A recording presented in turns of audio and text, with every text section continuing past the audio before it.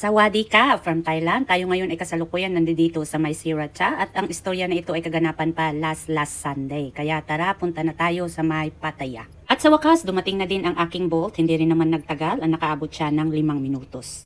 Dahil sa kasalukuyan ay nasa Sriracha tayo, aabot tayo nito ng mga 40 minutes to 1 hour, depende sa traffic. At ito na nga yung ebidensya na nasa Pattaya na tayo dahil nadaanan na natin ang Terminal 21 at naghihintay na sa atin si Madam Pinky sa my lobby. Pagkarating nga namin dito sa my lobby ng Pattaya Holiday Inn, walang panukli yung taxi ko. So, nagtanong siya kung may ATM ako. Sabi ko, wala kasi nga cash ang gamit ng auntie. So, ngayon dahil siya ang may ATM, siya na yung nag-withdraw sa may ATM para lang may isukli sa akin. Ito na nga si Madam at kababalik pa niyan galing Pilipinas at sabi ko nga tara akyat na tayo at sa bungad pa lang makikita mo na maraming mga Christmas tree na nakahilira. At syempre bago tayo papasok kailangan munang magbayad tayo ng entrance fee na 100 at may magaganap din dito na raffle draw. At pagkapasok nga namin ay nakita namin na ito na yung mga kaganapan. Medyo late na kami niyan, mga 3 ng hapon na at patapos na ang event. Magpaganon pa man pumasok pa rin kami at gusto naming makita kung ano yung mga paninda nila at pagkapasok nga namin ay ito yung kaganapan at marami palang mga lamisa dito na may iba't iba silang mga paninda. Ang kagandahan nito, lahat ng mga paninda nila dito na nakikita mo is handmade, kaya medyo pricey ang mga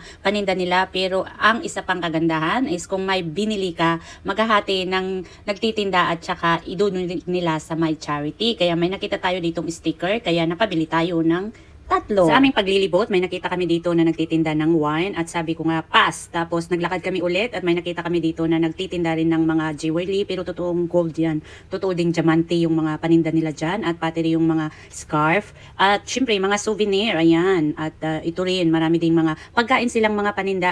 Marami ka talagang pagpipilian, pati rin sa beauty product, meron din sila dito.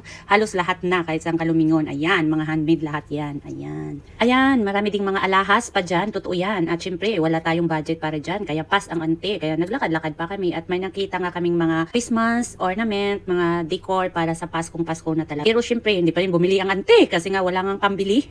Ayan, busog na ang aming mga mata at gutom na ang aming tiyan, kaya naghanap-hanap na kami ng pagkain. Kaso ito yung mga nakita namin, kaya sabi ko, ay, hindi tayo pwede dyan para sa mga kabataan na yan. Sa paghanap namin ng pagkain, nadaanan na namin na yung isang lamisa na ang nilalaman is ito nga, marami siyang mga paninda na parehas lang din sa kabila, pero mas marami ito at saka handmade din to. At syempre, maganda din ang presyo. At alam na this, hindi afford ng auntie, kaya hindi tayo bumili, nanood lang at nag-video pinakita sa inyo. Nahanap namin to ni Madam, nagtitinda sila na nakabuti siya. Kaso nga lang sabi nila na pwede naman per cup, kaya bumili na kami ni Madam. Sa sarap, hindi na ako naka-video. Kaya nang sabi ko, medyo late kami sa pagdagsa dito, kasi nga wala na kaming ibang nakitang iba pang mga pagkain na gusto namin, kundi itong lamisa na ito na nagtitinda ng sausages na plant-based. At may paninda nga sila na mixed sausages platter. So sabi namin, why not itry na lang namin yan dahil pwede ka namang mag-request na huwag nilang lagyan na maanghang kasi may maanghang din kasi sila na flavor at masarap naman siya at dahil sa gutom namin, siyempre sarap na sarap ang mga auntie. After nga namin kumain, hindi na ako nakapag-video pa at dahil nabisi na din kami kadadakdak at pinuntahan namin si Madam Ani, nagpaalam na din kami kasi nga may kanya-kanya din kaming mga agenda. At siyempre dahil hindi rin tayo pinalad sa raffle draw, kailangan na nating umuwi at dumidilim na at malayo pa ang ating uuwian. At bago nating tapusin ang istorya na ito, tayo muna magpasalamat kay Madam Ani sa kanyang imbitasyon at naranasan natin ito at hanggang sa muli, salamat ulit sa panonood sa aking mga videos at we'll see you all in the next video. Bye everyone! God bless!